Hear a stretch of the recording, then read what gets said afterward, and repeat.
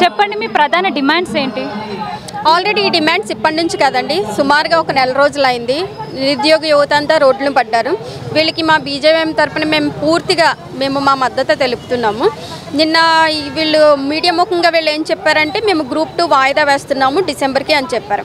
వాళ్ళు ప్రధానంగా వాయిదా వేయమన్నది పోస్టులు పెంచి వాయిదా వేయమన్నారు. పోస్టులు పెంచి మాకు టైం ఇవ్వండి, మేము చదువుకోవాలి, ఓవర్లాప్ అవ్వకుండా ఉంటాయి మిగిలిన ఎగ్జామ్స్తో పాటు అని చెప్పారు. కానీ ఎగ్జామ్స్ పోస్టులు పెంచకుండా గ్రూప్ 2 వాయిదా వేసి దాని ప్రయోజనం ఏంటి? దానివల్ల యువత ఏమి బెనిఫిట్ అయితే ఏం పొందదు. ఇంకొకటి 1:100 గ్రూప్ 1 చేస్తామని వాళ్ళు ఎక్కడ చెప్పలేదు.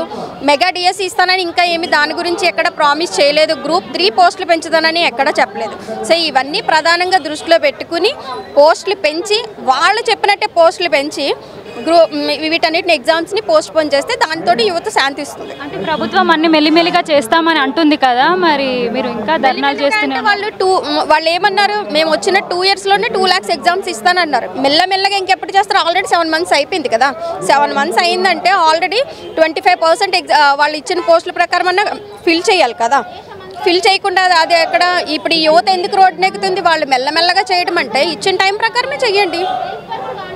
మరి ఇప్పటికీ ప్రభుత్వం నుంచి ఎలాంటిది ఇన్ఫర్మేషన్ ఏం రాకపోతే మీరు ఏం చేద్దాం అనుకుంటున్నారు? మేము ఇది ఇంకా ఇక్కడితోటే ఆగం కదా. ఇప్పుడు ఈ నిరుద్యోగ యువత, ఇప్పుడు మీరు గాంధీ హాస్పిటల్ మోతీలాల్ నిరాహార దీక్ష నుంచి చూసుకుంటే చాలామంది యువత నిరాహార దీక్షకి రెడీ అయ్యారు, సూసైడ్ చేసుకోవడానికి రెడీ అయ్యారు.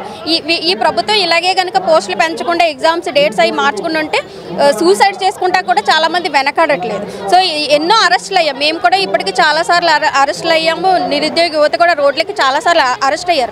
కానీ ఈ అరెస్టులతోటి ఈ పోరాటం ఇక్కడితో ఆగదు. మేము ఇక్కడ కాకపోతే ఢిల్లీ వరకు వెళ్తాం. రాహుల్ గాంధీ, ప్రియాంక గాంధీ వాళ్ళందరూ వచ్చి ఇక్కడ యువతకి మొత్తం భరోసా ఇచ్చారు కదా. ఆ భరోసా ఇచ్చిన వాళ్ళు అక్కడికే ఢిల్లీ వరకు వెళ్ళి మేము పోరాడతాం.